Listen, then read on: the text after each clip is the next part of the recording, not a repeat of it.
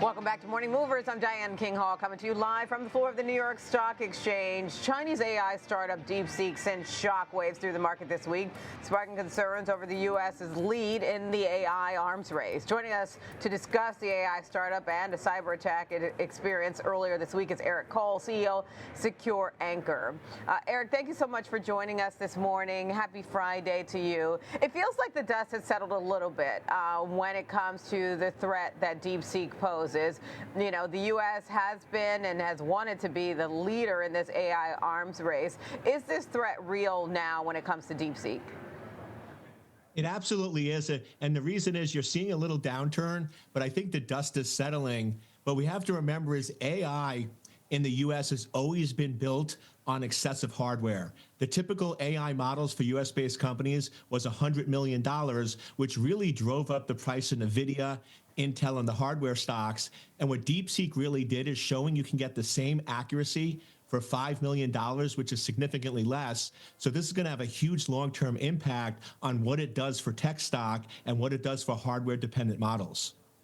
There are questions, though, in terms of that cost. Like, one, is the number accurate, the 5.6 million? Number two, how did they get those chips? Was it avoiding, was it kind of circumventing some of those export controls? Did they get them through Singapore? I know the government is looking into this, so there are questions about this. And if there is, kind of truth to that. And then besides that, the relationship with Deepseek and the Chinese government.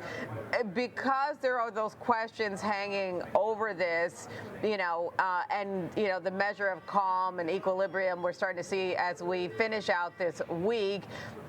What should we be prepared for in terms of Deepseek? Does it, kind of wake up? I don't want to say the AI space was asleep at all. I think, you've been racing to spend, but does it mean we'll see a pullback in spending, or does it mean we'll continue to see more development from the U.S.? So first thing we have to keep an eye on is, what was the actual cyber attack? Because that's really what put Deepseek in the news. It wasn't that they were the disruptor. It was really that they suffered a major attack and their entire registration system was down for 24 hours. So the real question is, was this just a denial of service attack that was trying to put them down, or did somebody steal their AI models? Because if it's just Deepseek that's competing with US companies, I believe they can adapt and adjust and be able to withstand this. But if the AI models were stolen from Deepseek, and now over the next 6 months, you're going to see 10 or 15 Deepseeks that are all competing with US companies, that could be a major game changer. So we really have to sit back and wait whether Deepseek is an anomaly or whether there's going to be a lot more, and how quickly US companies are going to adapt to these new data training models. How important is it to balance functionality with protection and cyber protection? Because you make a great point that, the reason why we heard about this was because of that, the cyber attack. So, startups obviously are, trying to balance being first and, reaching the market and, may cut some corners on protocols. But how important is it to balance out protections? In the beginning, you can get away with less security and more functionality, because the reality is people always buy on functionality. You're not going to go in and see an AI model crush it in the marketplace because they had amazing security.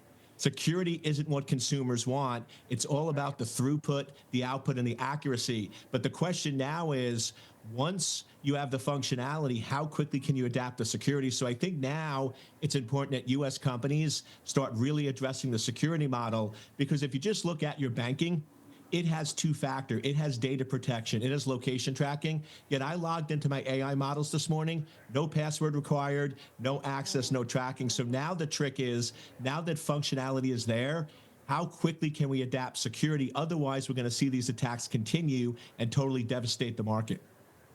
So it's, for us here in the U.S., it's really been about a week since we've really learned about Deepseek. What is the timeline for Deepseek or a company like that to really penetrate further in the market, given what we know now? The next 90 days is really going to be critical for two reasons. First, how quickly will DeepSeek penetrate? Because right now, DeepSeek is a hype. Everyone's like, this is cool. It's one of the largest downloadable apps on the Apple Store, and people are testing it out.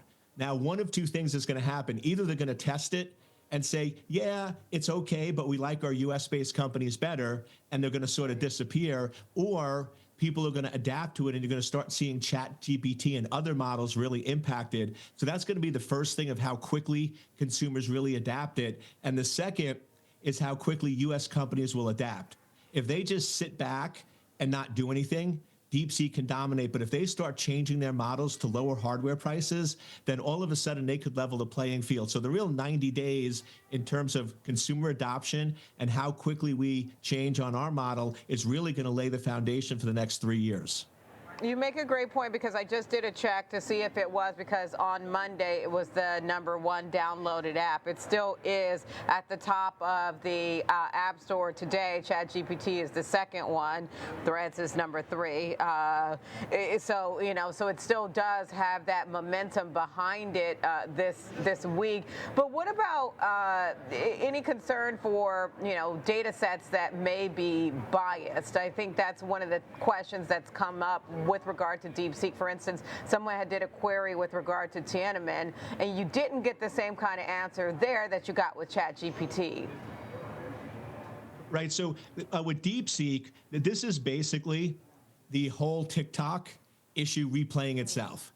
The reason why we saw last week where TikTok was banned for a short period of time was because of the data influence that it would have on US in terms of the impact. And AI has a bigger impact because we're going in and we're training AI on models that are similar to Eric. So in ChatGPT, I have an Eric Cole model where it could think and act like me.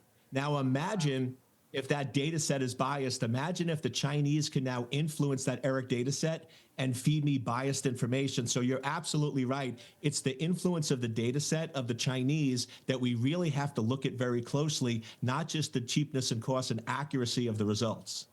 Wow, I am fascinated by what you just mentioned. It's like you have a digital twin. I used to be, kind of skittish about that idea, but I recently had to attend a meeting, and I was like, I wish there was, in this instance, where I could send in like my digital twin for that. All right, Eric Cole, CEO, Secure Anchor, thank you so much for the insight when it comes to DeepSeek, AI, what it all means for the U.S. and its positioning in the space. Coming up, we've got